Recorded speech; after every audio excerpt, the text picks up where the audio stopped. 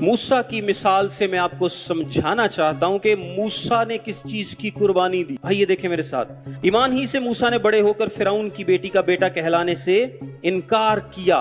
موسیٰ نے 4 چیزوں کی قربانی دی. سب سے پہلے نمبر پر اس نے فیم کی اور پریسٹیج کی قربانی دی. موسیٰ کیا ہے؟ مصر میں آپ کو پتا ہے کہ وہ ایک شہزادہ تھا. 40 سال کے بعد اس نے اپنے آپ کو کس سے ایسوسیٹ کر لیا؟ اپنی قوم کے ساتھ. اور قوم اس وقت کس میں تھی؟ غلامی میں تھی. قوم تو مار کھا رہی ہے، غلام ہے، اور موسیٰ کیا ہے؟ شہزادوں والی زندگی انجوائے کر رہا ہے. لیکن موسیٰ کی زندگی میں ایک فیصلے کا وقت آیا اور اس نے فیصلہ کیا کیا کہ میں فرعون کی بیٹی کا بیٹا کہلانے سے اپنی غلام قوم کے ساتھ ایسوسیشن جو ہے، تعلق جو ہے، اس کو ظاہر کرنے کو زیادہ بہتر سمجھتا ہوں. یہ فیصلے کا وقت تھا. سو اس نے ایک فیصلہ کیا.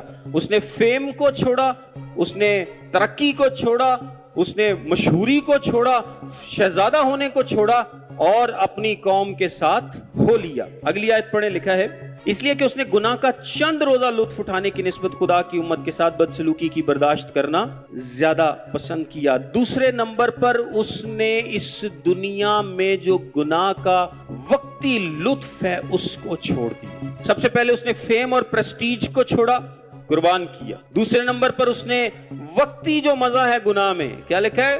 وقتی پھل. کیا الفاظ لکھے ہیں؟ چند روزہ لطف. سو گناہ کا لطف کیا ہوتا ہے؟ میں نے پہلے بھی بتایا آپ کو، چند روزہ یا تھوڑے سے ٹائم کے لیے، تھوڑے سے وقت کے لیے. سو اس نے اس چیز کی قربانی دی. اس نے کہا کہ جی میں نے چند روزوں کے لیے لطف نہیں اٹھانا بلکہ اپنی قوم کے ساتھ دکھ اٹھانے کو زیادہ بہتر سمجھا. پھر تیسرے نمبر پر اور مسیح کے لیے لان تان اٹھانے کو مصر کے خزانوں سے بڑی دولت جانا کیونکہ اس کی نگاہ اجر پانے پر تھی. تیسرے نمبر پر اس نے دولت کو چھوڑ دیا. اس نے کس کو چھوڑ دیا؟